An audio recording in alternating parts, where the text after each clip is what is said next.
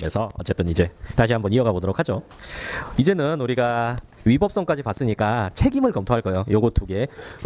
오늘 우리가 이렇게 수업에서 다루는 거는 그 형법 학교에서 혹시 공부해 보신 분은 알 텐데 1년 배울 거 하루에 다 하는 거예요. 엄청난 걸 하고 있습니다 오늘. 그렇기 때문에 여러분이 초반에 공부하면서 복습하실 때는 첫날에 했던 거를 자꾸자꾸 읽어보셔야 돼요. 그러니까 오늘 공부는 당연히 오늘 거 보셔야 되고 둘째 날 이제 공부할 때도 첫날 거 한 거 살짝이라도 보고 그 다음에 둘째 날 복습하고 셋째 날도 첫날 한 거 살짝 보고 그리고 셋째 날 복습하고 처음에 이거 자꾸 보셔야 돼요. 이게 형법 전반을 제가 지도를 이렇게 만들어 놓은 거니까 이거 진짜 중요합니다. 자, 그 다음에 이제 책임성 해볼게요. 이거 요 위에다 써드리겠습니다. 자, 구성 요건에 해당하고 and 위법성이 인정되는 행위. 요거는 더 정확히 표현하면은 위법성이 인정된다라는 거는 위법성이 조각되지 않는, 이렇게 생각하는 거예요. 그러니까 이 구성 요건은 적극적으로 해당하는 게 필요해요. 근데 위법성은 소극적으로 조각 사유에 해당하지 않는 거. 이제 그게 중요합니다. 그리고 구성 요건에 해당하고 위법성이 조각되지 않는 요 행위를 형법에서 뭐라고 표현하냐면은 불법 행위라고요. 역시 우리가 일상적으로 쓰는 용어와 다릅니다. 달라요. 빨리 오세요. 빨리 오세요. 자, 이번에 쉬는 시간 좀 짧게 드렸고 다음에 제가 쉬는 시간 좀 길게 드릴게요. 구성 요건 해당하고 위법성이 조각되지 않는 행위를 한 행위자에 대한 비난 가능성. 이게 책임이에요. 비난 가능성. 그리고 또 생각해 봅시다. 자, 불법 행위를 하면은 이 비난 가능성, 이건 그냥 국어적으로 접근하시면 돼요. 불법 행위 하면은 비난 나쁘다라고 얘기할 수 있어요, 없어요? 있죠. 그러니까 이것도 위법성이랑 똑같이 원칙적으로 자, 불법 행위 한 행위자는 비난 가능성이 있다라는 전제 하에서 예외적으로 책임 조각 사유 해당 시 비난 가능성이 없어져요. 그러니까 이 책임 조각 사유 요거를 검토해야 됩니다. 그리고 이 책임 조각 사유에는 책임 능력, 위법성, 인식, 그리고 적법 행위, 기대 가능성. 요거 세 가지를 전부 다 봐야 돼요. 전부 다. 자, 첫 번째로 요 책임 능력, 이렇게 빨리 적으면서 잘 따라와 보세요. 책임 능력이란 거는 여기까지는 잘 적으시고 여기서부터는 그냥 듣고 이런 게 있구나 정도만 이해하시면 돼요. 나중에 우리가 본격적으로 다 다룰 거거든요. 그러니까 지금은 전반적으로 이제 설명을 드리는 거예요. 책임 능력 예시 최근에 벌써 이것도 시간이 꽤 됐네. 용인이었는데 경기도 용인시에서 캣맘 아시죠? 고양이들 밥 주는 이제 캣맘이 고양이 밥 주고 있는데 옥상에서 벽돌이 떨어져가지고 벽돌 맞고 즉사했어요. 사망. 그래서 야 이거 증오범죄 아니냐라고 막 논란이 됐었는데 나중에 알고 봤더니 여기 옥상 위에 초딩들 8살, 7살 벽돌 던진 거예요. 던지면 죽나 하면서 던졌는데 당연히 죽지. 이렇게 된 거예요. 그래서 경찰이 잡았죠. 족적 확인해갖고 잡았거든요. 그런데 조사만 하고 돌려보냈어요. 왜냐하면 형법의 관점은 뭐냐면 이 비난을 하려면은 최소한 지 행위가 나쁘다는 걸 인식할 수 있는 그런 최소한의 인지 능력은 있어야 된다는 게 전제거든요. 여러분은 알죠. 저도 알죠.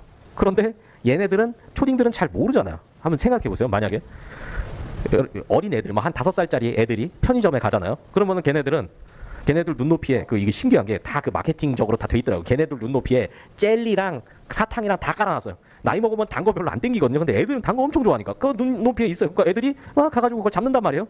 그러면은 걔네한테 수갑을 탁 채워요. 자 가자 하면서 재판받자 이렇게 할 전제가 안 깔려 있는 거예요. 얘네들은 자기 행위가 나쁜 거를 인지할 수가 없기 때문에 비난을 할 수가 없어요. 만약에 이걸 책임지려 한다면 걔네 부모님이 책임을 져야죠. 그러니까 얘네들은 안 돼요. 근데 만약에 우리 형님하고 저하고 가가지고 와 젤리다 하면서 주머니에 막 집어넣고 그러면 우리는 수갑을 차야 마땅하죠. 왜? 아는 놈들이 그러니까 비난 가능성이 있잖아요. 어떤 개념인지 아시겠죠? 그렇게 접근하는 거예요. 책임 능력 기본적인 전제입니다. 자, 그다음에 위법성 인식인데 이거예요. 내 행위가 그러니까 내가 불법 행위를 저질렀어요. 그런데 행위 당시에 내 행위가 위법하다는 걸 몰랐어요. 그러면 또 비난 가능성이 없다라고 봐요. 근데 이것도 진짜 극히 예외적으로 인정되는 거예요. 잘 보세요. 상식적으로 접근해 보세요. 제가 칼로 푹 찔러요. 왜 대답을 안 해? 그럼 칠 찔러. 조심하세요. 자, 그런 다음에 그 다음에 제가 나중에 잡혀가가지고 법정에서 판사님한테 이렇게 얘기해요. 위법한 줄 몰랐어요. 하면은 판사님이 절 찌를 거야 아마. 너 이 새끼 하면서. 그러니까 택도 없는 거는 안 받아들여지고 진짜 극히 예외적인 상황만 인정이 되는데 요거는 제가 나중에도 설명드릴 거예요. 비디오 방 사건. 이거 진짜 중요해요. 잘 이해해 보세요. 자, 대구요, 대구. 대구의 비디오 방 사장님이에요, 사장님. 근데 비디오 방에 이제 그 대구시의 비디오 방을 관할하는 담당 공무원이 있었어요. 공무원이 동네 비디오 방 사장님들을 다 불러놓고 교육을 해줬어요. 그래서 교육 내용이 뭐였냐면, 자, 사장님들 업장에는 음반 비디오 게임물에 관한 법률이 적용되는데, 음비급법에서는 만 18세 미만을 연소자라고 규정하고 있고, 비디오 방에는 연소자가 출입 금지되고요. 그리고 위반 시 징역, 벌금 규정이 음비계법에 있었어요. 그럼 자, 먼저 음비계법 중에 이 조항은 형법이라고 말할 수 있죠. 그러니까 우리가 지금 논하는 거예요. 실질적 의미의 형법 다시 한번 떠올리시고, 그 다음에 이렇게 가르쳐줘가지고 우리 사장님이 어떻게 했냐면, 여기다가 자, 비디오 방에다가 연소자 출입 금지 이렇게 다 붙여놨어요. 그리고 자, 손님이 왔습니다. 근데 애들이 좀 어려 보여. 급식 냄새가 좀 나요. 머리에서 떡튀순 냄새가 나고, 급식인가 보다 해가지고 이제 물어봤죠. 신분증 좀 보여주세요 하니까 애들이 신분증을 보여줬는데 18.5세예요. 그러면 받아들이면 될 것 같아요? 안 될 것 같아요? 안 될 것 같아요? 본인은 장사하지 마세요. 18세 미만이니까 얘네 넘은 거예요. 넘은 거예요. 그러니까 17.9까지 안 된다 이거예요. 17.9까지 안 되고. 그러니까 얘네는 이제 넘었으니까 사장님이 받아들였어요. 들어가서 뭐 했을까요? 그렇죠. 비디오 봤죠. 딴 생각하지 마세요. 자, 그래서 비디오를 보고 이제 나중에 적발됐어. 이게 단속된 거예요. 단속돼가지고 기소된 거예요. 기소까지 됐어요. 그래서 이거 뭐야 하고 알고 봤더니 실제로 이 음비계법이 이제 개정이 되어서 청소년 보호법이 새로 생긴 거예요. 근데 여기서는 만 19세 미만을 미성년자라고 이렇게 규율하고 있었어요. 이것도 이제 지금 적용되는 거예요, 이게. 그런 다음에 뒤에 내용은 똑같아요. 비디오방 미성년자 출입금지, 위반 시 징역 벌금 이렇게 돼 있던 거예요. 그러니까 자, 사장님을 위반한 법 조항은 청소년 보호법이죠. 청소년 보호법의 구성 요건 해당성 갖췄잖아요. 그 다음에 사장님이 이렇게 받아들이는 게 이게 뭐 정당방위입니까? 자기의 법익에 대한 침해가 있어요? 그냥 돈 벌려고 한 거잖아요. 그렇기 때문에 위법성 조각 사유도 없어요. 책임 단계로 넘어와서 사장님 책임 능력 당연히 있겠죠, 사장인데. 그러니까 위법성 인식이 문제됐는데 법정에서 위법성 인식이 없다라고 받아들여졌어요. 사장님이 이렇게 주장했거든요. 아니, 공무원이 불러갖고 내가 갖고 교육 똑바로 받으면서 공무원이 이거 적용된다 그래갖고 내가 이렇게 붙여놨는데, 근데 내가 이걸 줄 어떻게 하냐고. 나는 이것만 잘 따르면 된다라고 생각했습니다. 그러니까 판사님이 당신은 위법성 인식이 없었고 행위 당시에 보세요. 사장님이 내가 지금 18.5세를 받아들인다는 인식은 있었죠. 물어봤으니까. 근데 내가 지금 청소년 보호법 위반하는 행위를 하고 있다는 인식은 없었잖아요. 더 넓게 내 행위가 법 위반이다라고 인식했어요? 없었죠. 그러니까 위법성 인식이 없는 거예요. 그리고 정당한 사유가 있기 때문에 요거는 무죄로 나온 사건입니다. 자, 그 다음에 덕법행위 기대 가능성. 요거는 자, 연합고사. 요것도 나중에 또 나오니까 가볍게 보세요. 연합고사 사건이 뭐였냐면은, 예전에는 중학교에서 고등학교 갈 때 이때 시험 봤어요. 지금은 고등학교에서 대학교 갈 때 이때만 수능 시험 이거 보잖아요. 예전에는 뭐도 있었냐면은 여기도 시험 있었고 초등학교 입학 시험도 있고 막 그랬어요. 중학교 같은 거는 이거는 시험 꽤 있었어요. 그래서 명문 중학교 막 이런 거 있었거든요. 근데 이거 없어지고 이제 이것만 남았죠. 이것도 없애라고 하고 있죠. 근데 이제 요거 있던 때예요. 내일이 연합고사야. 그래서 막 공부를 하고 있는데 얘는 누나가 와가지고 시험지를 하나 틱 던져준 거예요. 야, 이거 예상 문제를 풀어봐. 그래서 이제 막 풀어봤죠. 그리고 뭐 이런 문제가 있구나. 그런 다음에 푼 다음에 다음 날에 시험장에 갔어요. 근데 어제 본 문제가 똑같이 나와요. 문제가 유출된 거예요. 근데 어떻게 흘러가지고 내가 보게 된 거지. 그러면 자, 보세요. 이 학생이 여기 답이 기억날 거 아니에요. 답을 찍으면 어떻게 될까요? 범죄야. 답을 찍으면 범죄예요. 부정행위잖아. 국가주관 시험은 공무집행방해, 위계에 의한 공무집행방해가 되고, 사설시험은 업무방해죄가 된단 말이에요. 어쨌든 부정행위가 찍으면 안 되는데 여러분이라고 생각해봐요. 답 기억나는데 안 찍을 수 있어? 정답이 1번인데 양심상 2번 찍고 나는 빵점 맞아야지. 할 수가 없잖아요. 그래서 답을 찍었죠. 나중에 걸렸어요. 그래서 법정에 딱 섰죠. 그러니까 판사님이 짐도 찍었을 것이니라. 그러니까 널 봐주겠다. 이렇게 하고요. 적법행위 통중에 할 수가 없었잖아요. 이것도 진짜 극히 예외적으로 인정되는 거예요. 만약에 제가 또 대답 안 하네. 또 칼로 찔러놓고 안 찌를 수 없었어요. 그러면 택도 없어. 그런 거는 정말 예외적으로 인정되는 겁니다. 자, 이렇게 되고요. 이제 우리는 가벌 요건으로 넘어가 봅시다. 잘 적으면서 따라오세요. 오늘은 조금 적을 게 좀 있습니다. 적을 게. 네, 여러분도 힘드시겠지만 제가 제일 힘들어요. 여러분은 앉아서 적잖아. 저는 서서 적어요. 그러니까 저를 봐서라도 그냥 해요. 그냥 해. 자, 이제 가벌 요건입니다. 첫 번째로는 처벌 조건. 그리고 소추 조건. 그래서 처벌 조건은 범죄의 성립 요건이 충족이더라도 형벌권 발생을 위해 추가로 필요한 조건, 요게 처벌 조건이에요. 그래서 요 처벌 조건은 두 가지가 있는데 객관적 처벌 조건 그리고 인적 처벌 조각 사유 있어야 없어야. 그 다음에 객관적 처벌 조건의 예는 자, 사전 수뢰죄 공무원이 된 사실 이렇게 적어두세요. 사전 수뢰죄 공무원이 된 사실.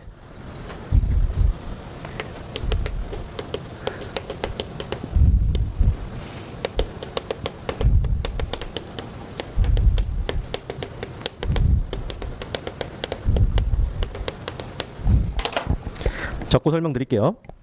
그리고 필기하실 때 한 번에 완결해서 적으려고 하지 마세요. 그러면은 여러분 필기에 너무 매몰돼가지고 수업 내용을 못 듣거든요. 그러니까 이게 제일 효율적인 방법이 이거예요. 일단 수업 시간에는 연습장에다가 대충 휘각해서 빨리빨리 이렇게 적으세요. 그런 다음에 나중에 집에 가서 복습할 때 보면은 요거는 필요한 내용이다라고 하면 예쁘게 정리해가지고 해당 책 파트에다가 꼽아 놓으시고, 그리고 뭐 이 중에서 요거는 뭐 굳이 없어도 되겠구나라고 하면 그거는 정리 안 하고 이제 요렇게 하시면은 자동으로 2회 반복이 돼요.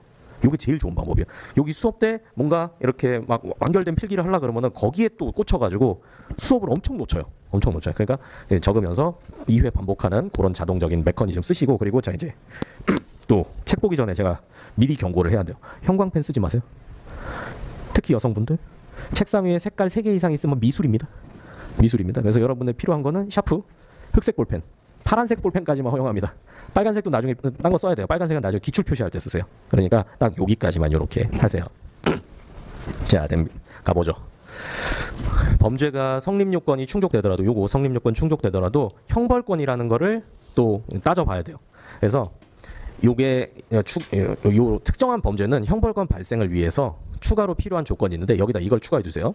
여기다가 일부 범죄에서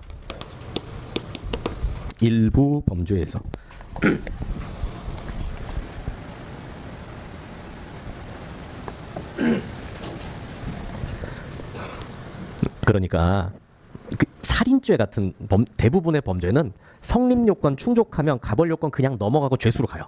그런데 일부 범죄는 여기를 한번 검토해 봐야 되는데, 자 이제 책 한번 봅시다. 책 꺼내서 제 책 맨 뒤에 보면은 형법 조항이 있거든요. 맨 뒤에 보시면은 887페이지 887페이지 펼쳐보세요.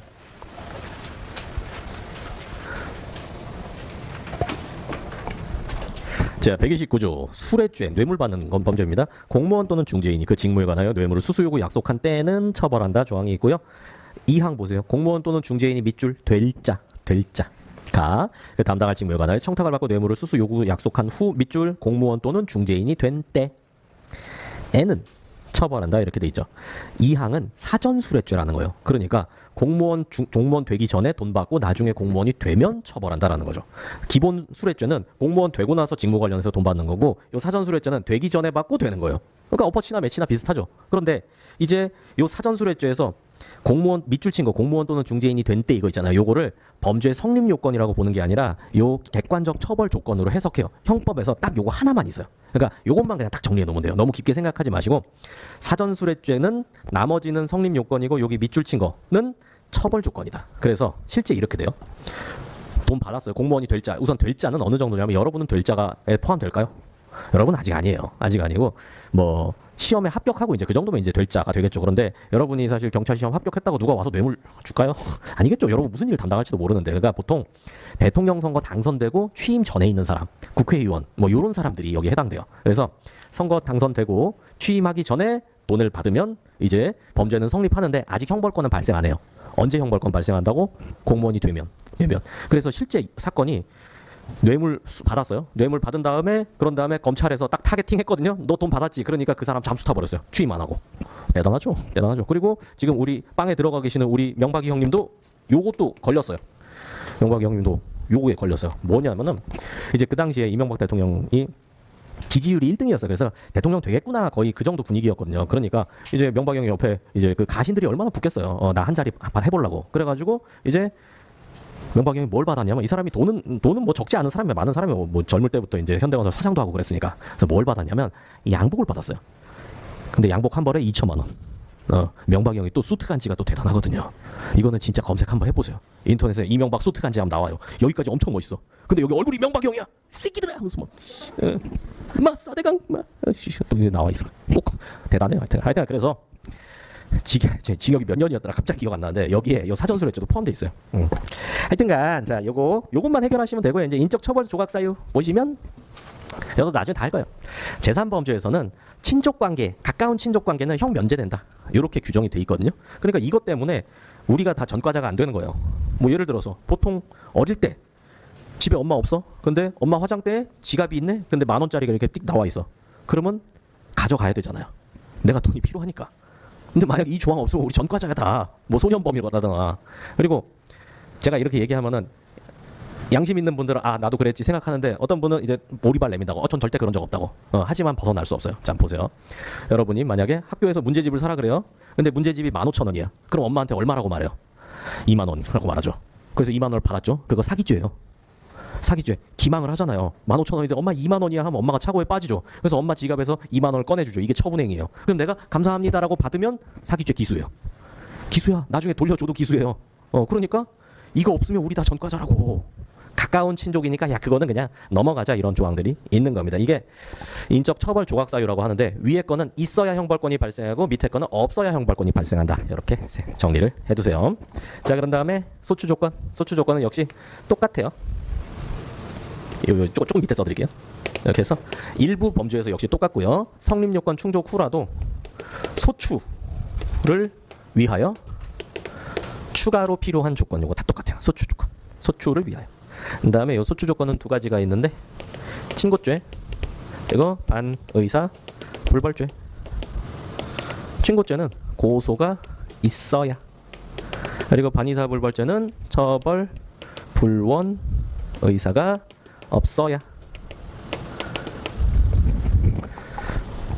역시 일부 범죄만이에요. 어떤 범죄는 고소가 있어야만 소추를 할 수 있어요. 요 소추라는 게 뭐냐면은 검사가 기소해가지고 재판을 공소를 유지하는 거. 그러니까 재판 진행하는 거죠. 요거를 소추라고 생각하시면 돼요. 그래서 검사가 소추를 하기 위해서 기소하고 공소를 유지하고 재판을 계속하기 위해서 필요한 조건인데 자 친고죄로 규정된 범죄는 고소가 있어야 돼요. 그리고 반의사 불벌죄로 규정된 범죄는 처벌 불원 의사가 없어야 되는데 이거 뭐 어렵게 생각하지 마세요. 이거 합의서 생각하시면 돼요. 합의서. 그러니까 만약에 폭행 사건이다 그럼 두드려 맞았어요. 그다음에 그 사람하고 이제 합의를 해가지고 내가 500만 원을 받고 그 대신 뭐 앞으로 민형사상 이의를 제기하지 않겠다 종이 써주잖아요. 그게 합의서예요. 그게 처벌을 원하지 않는다 불원의 의사를 표시하는 거죠. 그러면 폭행죄는 반의사 불벌죄니까 합의서가 들어오면은 소추를 못해요.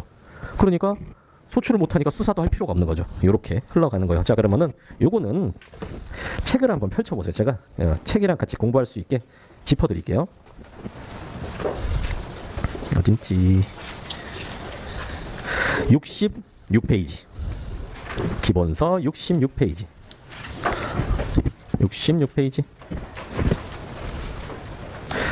자 그래서 거기 위에 1행위 요건 이거는 우리 나중에 공부할 거고 이 성립 요건 있잖아요. 이게 오늘 우리가 쭉 제가 설명했던 그게 여기 정리돼 있어요.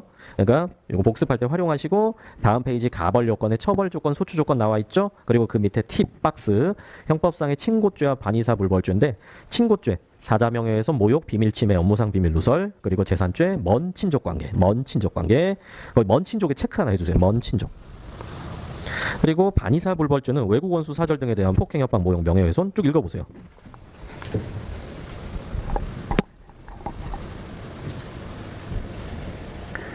그런 다음에 이제 결국은 이게 시험에 나와서 이거를 외워야 되거든요. 이게 암기 대상이에요. 숙지가 아니라 이거 암기 대상이에요. 그래서 제가 두 문자 만들어 드릴게요.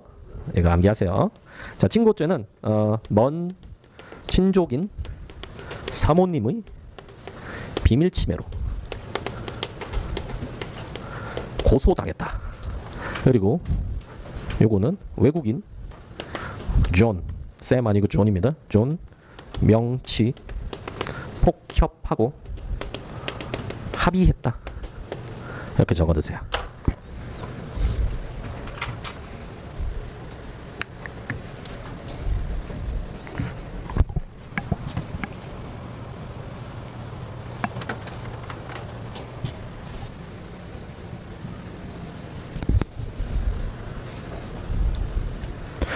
여기 칠판에 전기가 흐르거든요. 이거 한 번만 봐주세요. 네.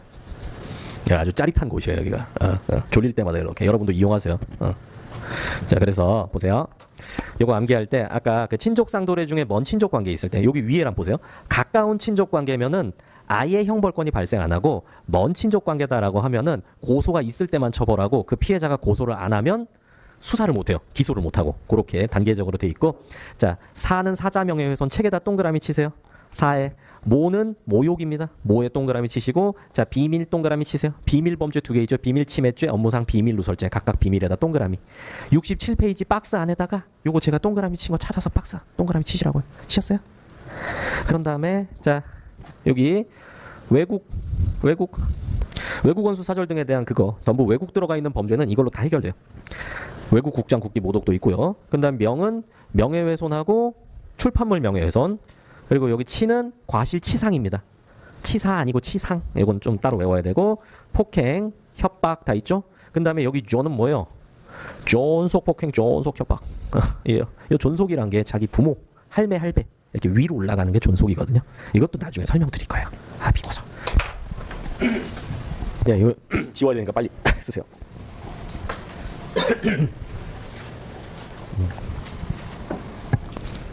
봐봐.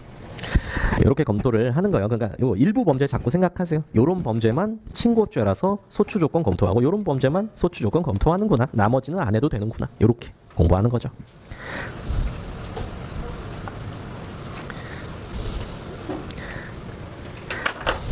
지웁니다.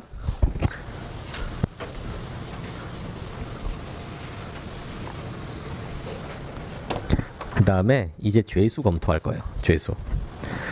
죄수에서는 뭘 공부할 거냐면은, 자, 여기서 첫 번째로, 자, 행위자의 일련의 행위가 몇 개의 죄를 성립시키는가.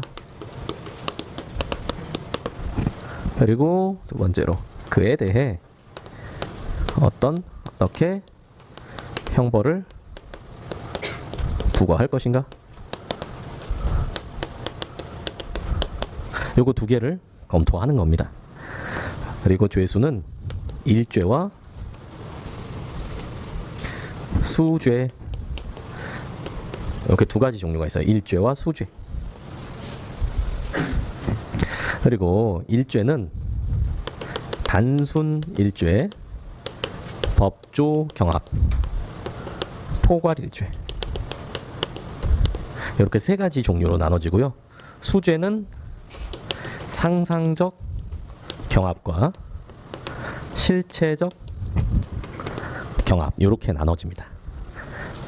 이런 새로운 개념들을 자꾸 익숙해지셔야 되는데 여러분이 복습도 하셔야겠지만 제가 우리 이거 끝나고 행복한 교실 그 시간에 테스트 또 만들었거든요. 그래서 시험에서 이렇게 주관식으로 출제되는 건 아니지만 여러분이 주관식으로 시험 이렇게 연습을 해놓으면 좋은 것들이 있어요. 그래서 제가 그거 자료 만들어서 행교 때 하니까 여러분 뭐 특별한 사정 없으면 행교도 꼭 참석하셔가지고 거기서 또 같이 익히고 그렇게 해야 빨리빨리 해결할 수가 있어요. 그러니까 행교도 꼭 참석하시고 도망치지 마시고.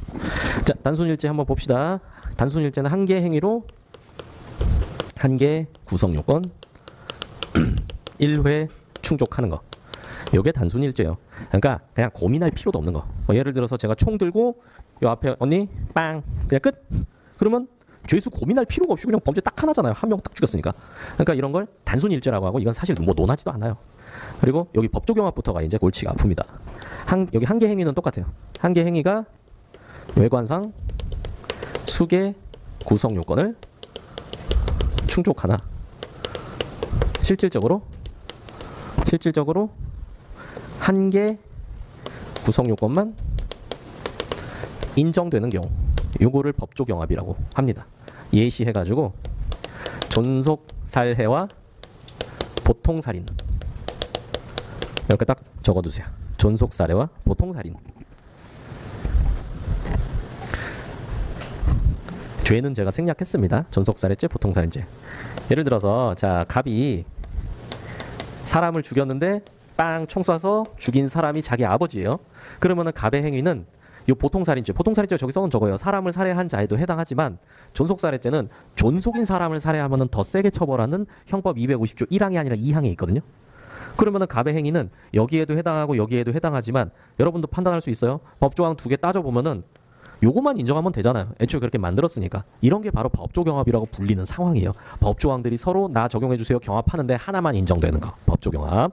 그런 다음에 자 포괄일죄는 이제 좀 달라요. 수개의 행위가 이 두 가지로 나눠집니다.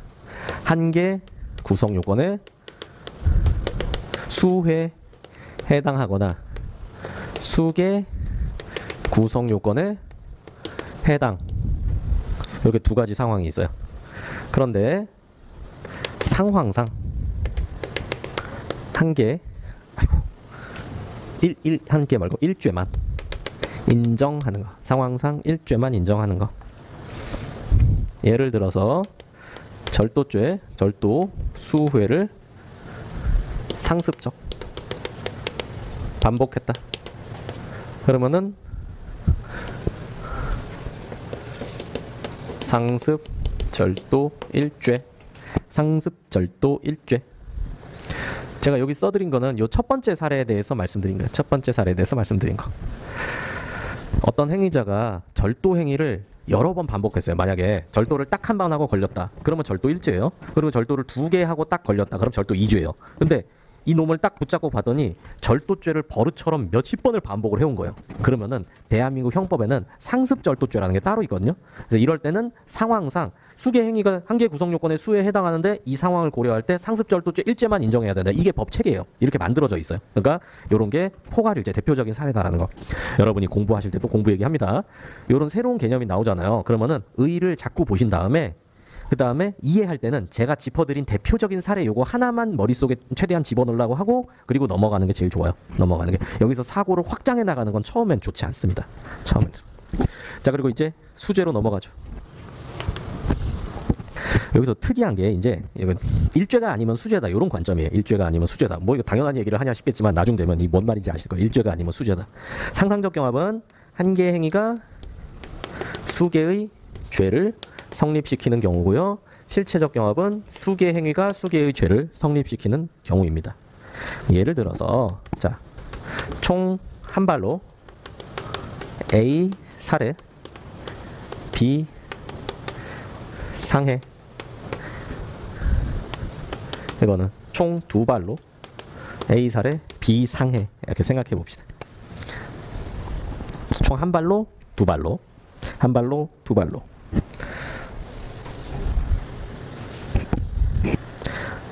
이거 다 여러분 판단할 수 있어요. 너무 긴장하고 얼어 있지 마시고 생각을 계속 해보세요. 제가 총을 가지고 이렇게 겨눠가지고 빠방 쐈어요. 아니 빠방이 아니지 그냥 빵 쐈어요. 그래서 따닥 맞아가지고 앞에 분은 수박이 뻥 터지고 뒤에 분은 하면서 팔에 맞았어요. 요거죠. 그 다음에 두 번째 행위는 빵빵 쏴가지고 했어요. 그럼 이게 나빠요? 이게 나빠요? 결과는 똑같잖아요. 근데 왜 이게 더 나쁘다고 생각하죠? 나쁜 행위를 두 개 했으니까. 이게 또 형법에서 되게 중요한 관점 중에 하나예요. 행위도 보고 결과도 봐요.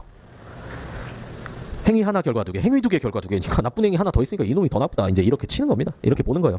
자, 그래서 이제 얘네들을 우리가 지금 1을 한 거예요. 지금까지. 이제 2를 할 거예요. 그에 대해 어떻게 형벌을 부과할 것인가. 자, 요 1죄는 어쨌든 한 개의 형을 부과하고요. 그리고 요 상상적 경합 같은 경우에는 가장 중한 형 한 개를 부과하고 이거는 수개의 형을 흡수, 가중, 병과하여 부과한다. 이거는 법에 이렇게 하라고 정해져 있는 거예요. 한 개의 형을 부과하는 거, 가장 중한 형 한 개 부과하는 거, 그리고 수개의 형을 흡수, 가중, 병과하여 부과하는 거 이렇게 달라져요. 그래서 일죄는 단순해요. 어쨌든 일죄니까 한 개. 그리고 끝이에요 이거는. 근데 상상적 경합은 살해 상해니까 살해죄 상해죄 다 책임을 지을 수도 있지만 우리 법에서는 조금 봐주는 거예요. 행위 하나니까 이 중에서 가장 중한 형 한 개만 부과해라. 그러면 둘 중에서 살인죄 형이 세겠죠. 그러니까 살인죄 형만 부과하는 거예요. 상상적 경합에 해당하면. 그리고 이렇게 상경에도 해당하지 않는 수죄를 실경이라고 하는데 이 실경은 수개의 형, 살인죄 형하고 상해죄 형 이제 두 개가 있겠죠. 이제는 흡수 가중 병과하여 부과한다. 이렇게 계산 방법이 있는데 요거는 그냥 듣기만 하세요. 나중에 다 자세히 할 거예요. 하나가 보니까 사형이 결정되고 상해에는 징역 5년이 결정됐다. 그러면 징역 5년 더 이상 의미가 없죠. 사형만 하면 되니까. 이럴 때 흡수시키는 거예요. 살인죄에 무기징역 결정됐어요. 그런데 상해죄에 5년 결정됐어. 5년 의미 없죠. 그게 흡수시키는 거예요. 그리고 뭐 예를 들어서 살인죄에 징역 10년이고 상해죄에 징역 5년이다 라고 하면 그때는 가중해서 계산해요. 가중 방식도 중한 거 골라갖고 2분의 1 더 한 다음에 그 다음에 둘이 합산한 것과 비교해서 더 낮은 거 하는데 뭔 얘기인지 모르겠죠. 그냥 다음에 하면 돼요. 나중에 다 할 거예요. 그리고 병과 이런 거는 하나는 징역 5년인데 하나는 벌금 뭐 1,000만 원이 나왔다. 그러면은 이때는 그냥 둘이 같이 부과한다. 이런 내용입니다. 그러니까 별로 어렵지 않아요. 요게 이제 죄수입니다. 그리고 나서 형벌을 보면은 이제 마무리가 됩니다. 1차적으로 마무리가 돼요. 우리 형벌까지만 조금 힘내서 하고 쉽시다. 형벌까지만 하면 돼요. 형벌까지만.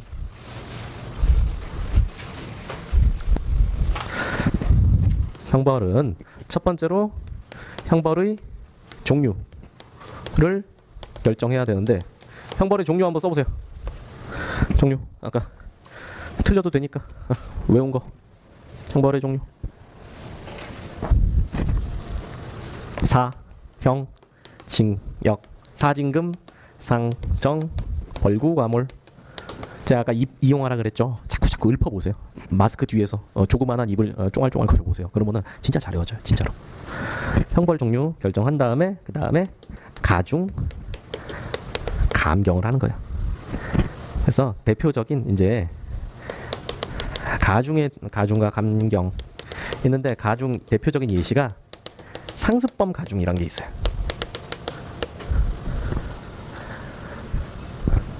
그러니까 이게 어떤 거냐면은 뭐 상습 절도의 형은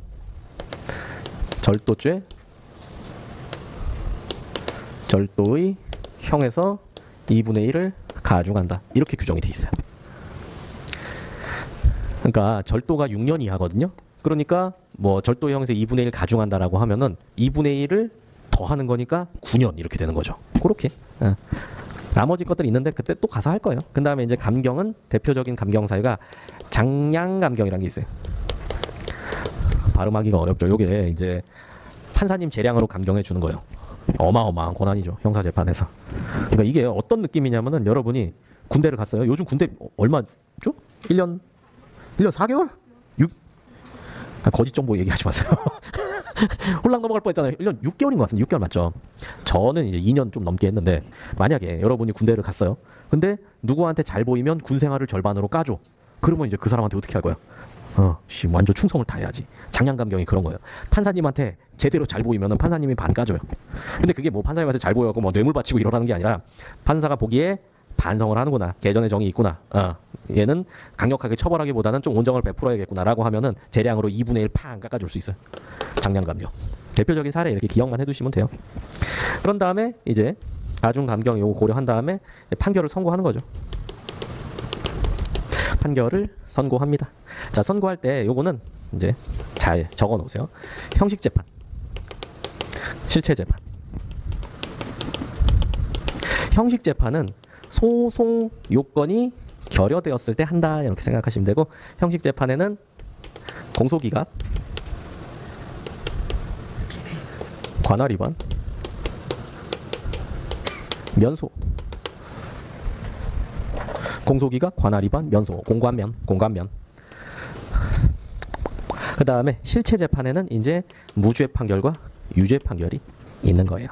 그리고 유죄 판결 중에서 형 면제 판결이 있고 형 선고하는 판결이 있는 거고 형 선고를 할 때는 자 실형을 선고하는 게 일반적인데 선고를 유예하는 경우도 있고요. 그 다음에 실형 선고 플러스 그 집행 유예를 선고하는 것도 있어요.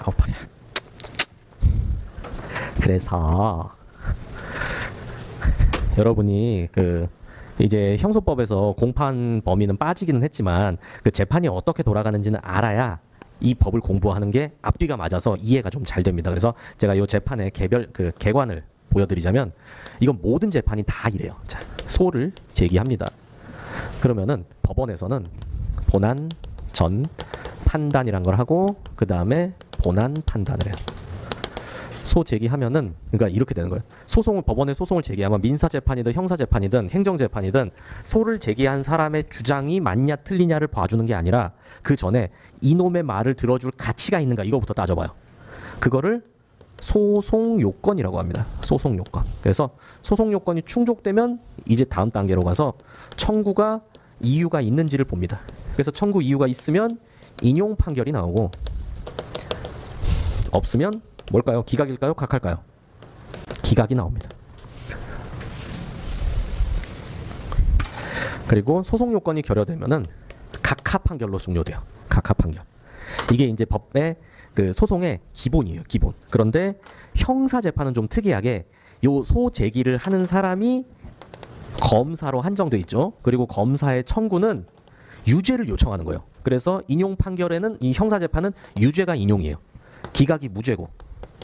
그리고 요 각하가 공소기각, 관할 위반, 면소 요렇게 이어지는 거예요. 그러니까 요거를 민사소송은 요대로 나오거든요. 행정소송도 요대로 나오고. 그러니까 둘 다 알아두면은 훨씬 더 쉽게 이해할 수 있어요. 그리고 요건 잘 적어두세요. 나중에 우리가 형법에서 이런 거 할 거예요. 벌써 형면제는 벌써 이거 우리가 살짝 했고 집행유예 이런 거 할 겁니다. 자, 그래서 일단 형법 개관은 여기까지 마치고 우리 좀 쉬었다 하도록 합시다.